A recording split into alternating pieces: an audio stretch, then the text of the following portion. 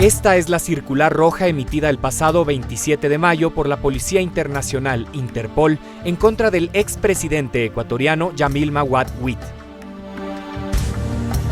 Vamos a ver cuál es la reacción del gobierno de la policía de los Estados Unidos con la detención. 2 días más tarde, la jueza nacional Jimena Vintimilla condenó a Maguad a 12 años de prisión por el delito de peculado, debido al congelamiento bancario de 1999. Después de 14 años,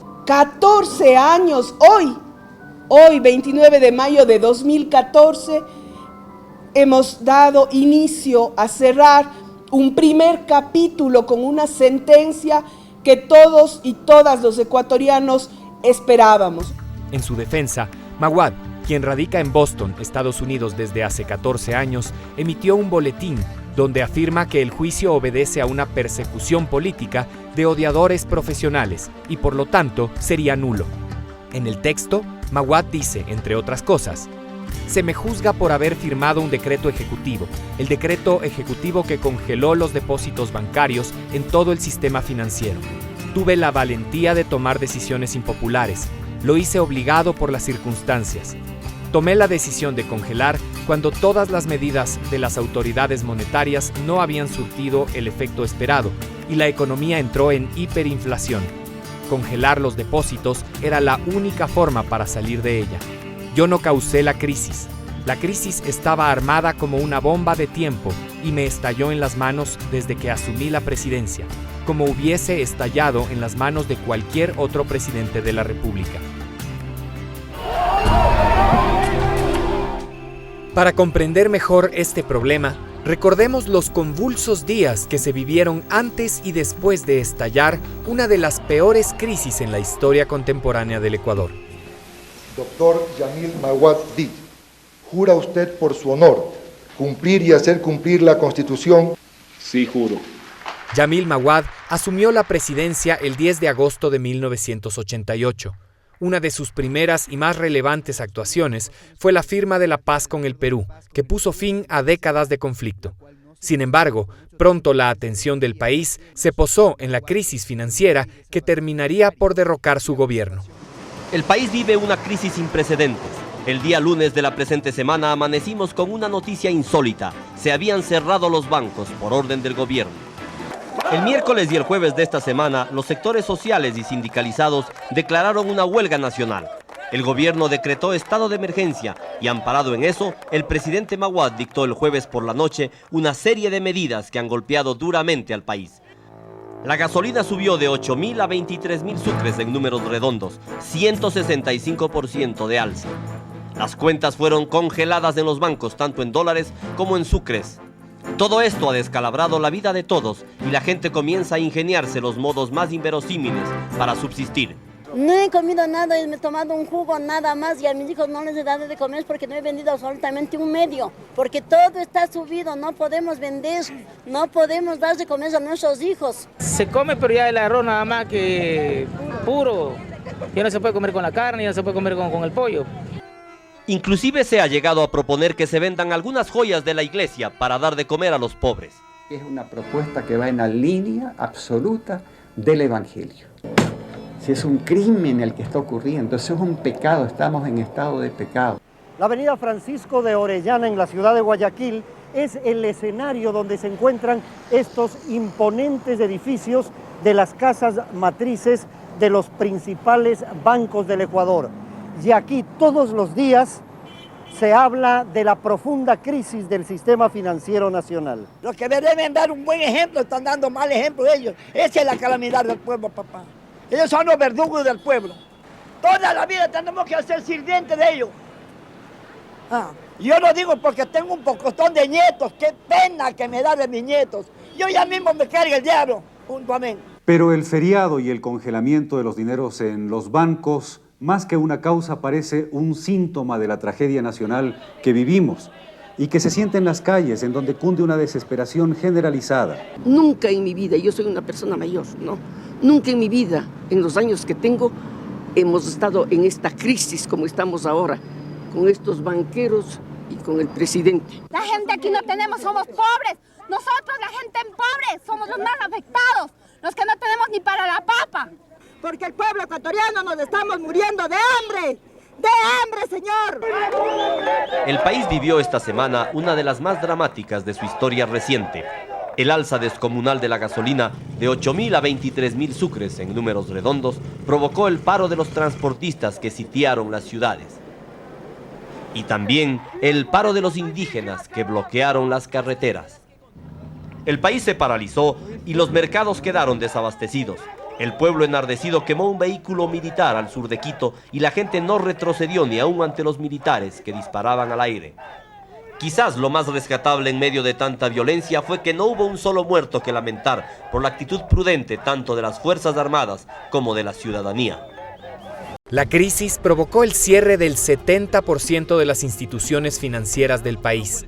El gobierno creó la Agencia de Garantía de Depósitos, o AGD, para pagar a los ahorristas de los bancos quebrados.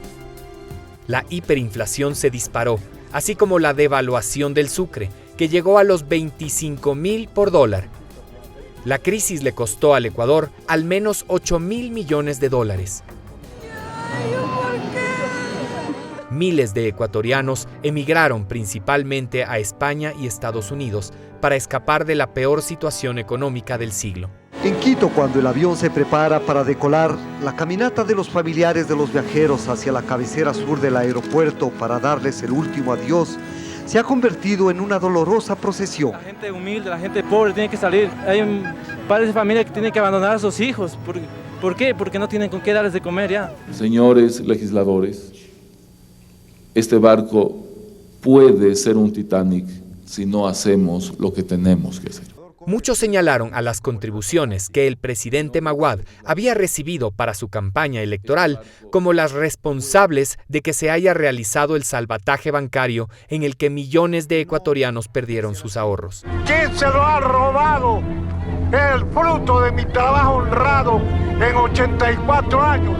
No vamos a tocar un centavo de nadie. En el video que preparó Azpiazu para formular su denuncia, afirma que el 27 de enero de 1998, Maguad, Pons y Ramón Yulí le pidieron una contribución que estuviera al nivel de otras donaciones hechas por Álvaro Guerrero, Fidel Egas, Guillermo Lazo, Nicolás Landes, Roberto Vaquerizo, Danilo Carrera y Medardo Ceballos, todos ellos banqueros. Azpiazu afirma que no pudo dar la cantidad que ellos le pedían. La quiebra del Banco del Progreso y la vinculación de su dueño a la campaña de Maguad fueron la gota que derramó el vaso. El cierre del Banco del Progreso ha sumido en la desesperación a más de 700.000 depositantes en todo el país.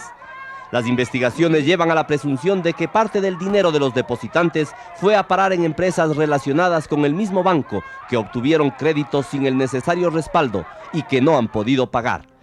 50 empresas son fantasmas. 50 empresas concentran 500.000 millones de sucres. Hay casos verdaderamente increíbles. Empresas que apenas tienen un capital de 500.000 sucres han recibido 9.000 millones de sucres de crédito. Estas empresas fantasmas han sido creadas en serie. Se repiten los mismos nombres, los mismos abogados que las constituyen, las mismas direcciones y los mismos accionistas. Aquí no hay Guayaquil de mis amores, ni hay el Chuya quiteño, ni la Chola cuencana. Aquí hay banqueros que se han llevado el dinero de los ecuatorianos a empresas fantasmas, a empresas vinculadas. Eso es lo que existe. La popularidad de Maguad descendió a menos del 9%. Amplios sectores del país pedían su renuncia. Yo afirmo que es un delincuente confeso. Lo terrible es que causó un mal inmenso al Ecuador para salvar a su amigo banquero que le había dado $3,100,000. De suerte que el señor Maguad tiene que estar enjuiciado y debe estar bajo rejas. Así creo yo que la mayor parte de los ecuatorianos aspira. Que se haga justicia me parece algo muy bueno. Si le enjuician, pues la mayor parte de los ecuatorianos sentiríamos un alivio. Bueno, yo creo que es hora de hacer un poco de justicia aquí en el país. Estamos en esta situación por tantas cosas que él fue haciendo, ¿no? Todos los errores y todas las injusticias tienen que pagarse. Que le quemen. Justicia, queremos soluciones, queremos un gobierno con pantalones. Al estilo del Chile de los años 70, las cacerolas vacías en contra de Salvador Allende se confundieron con el grito socialista de la unidad popular, ahora en boca de los empresarios. Jamás será vencido, el pueblo unido jamás será la multitud se acercaba al edificio de la gobernación del Guayas. Ahora simplemente marchaban contra el gobierno y la indignación crecía por la larga crisis que soporta el país y por las últimas medidas económicas dictadas por el régimen.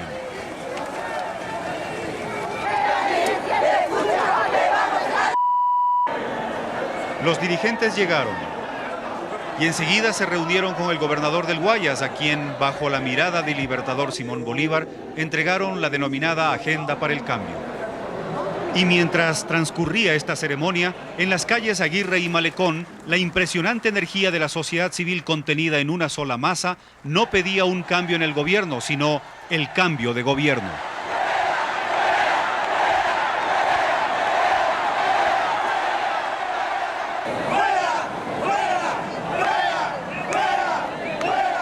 El 9 de enero del año 2000, en un acto calificado como desesperado, Maguad decretó la dolarización de la economía, poniendo fin a la moneda nacional, el sucre. He llegado a la conclusión de que el sistema de dolarización es un sistema conveniente y necesario para el Ecuador. Es la salida que ahora tenemos, es el camino por donde debemos transitar. Los técnicos económicos del gobierno y de otras instituciones señalan que la cotización del dólar debería ser de 25.000 sucres. 12 días después, el 21 de enero del año 2000, las Fuerzas Armadas retiraron el apoyo a Maguad. Grupos de militares, indígenas y miembros de la sociedad civil se tomaron las calles, exigiendo la salida del presidente. Quiero anunciar también al pueblo ecuatoriano que acabamos de recibir el apoyo incondicional de todas las Fuerzas Armadas. Al día siguiente, 22 de enero, su vicepresidente Gustavo Noboa asumió la presidencia de la República. Poco después, iniciaron las investigaciones para determinar la culpabilidad de Maguad y sus colaboradores. El expresidente Maguad se extralimitó en el ejercicio de las atribuciones que le señala la Constitución como presidente de la República. Y lo que es más, atentó abiertamente contra los derechos constitucionales consagrados en la Carta Política en favor de los ciudadanos y habitantes de la República. 15 años han pasado desde la caída de Maguad, pero ¿qué conocen y qué opinan los ecuatorianos de hoy sobre este oscuro episodio en la historia nacional? ¿Sabes quién es Yamil Maguad? Sí. ¿Quién es Yamil Maguad? Un expresidente. ¿Y qué hizo? No tengo idea. Robó dinero y empezó la dolarización y fue un cambio total y estamos como estamos por eso. No quiero ni acordarme lo que hizo Yamil Maguad, pero lo único bueno que dejó fue el trole. Debe pagar para que mi alma quede tranquila. Era un expresidente, muy malo por cierto. Que otro mañoso más, pues poca palabra. Si viene los cierres o bancos, ve la gente, hasta un infarto le dio a esa pobre gente, esos viejitos. El señor Yamil Maguad es un delincuente, ha infringido la ley, al fin se hizo justicia y no me vengan a decir que el gobierno de Correa. El señor debe estar tras las rejas y pagar todo el daño que hizo al pueblo ecuatoriano con su famosa congelación de fondos. Yamil Maguad es un político que nos fue robando. Yamil Maguad fue el culpable del feriado bancario.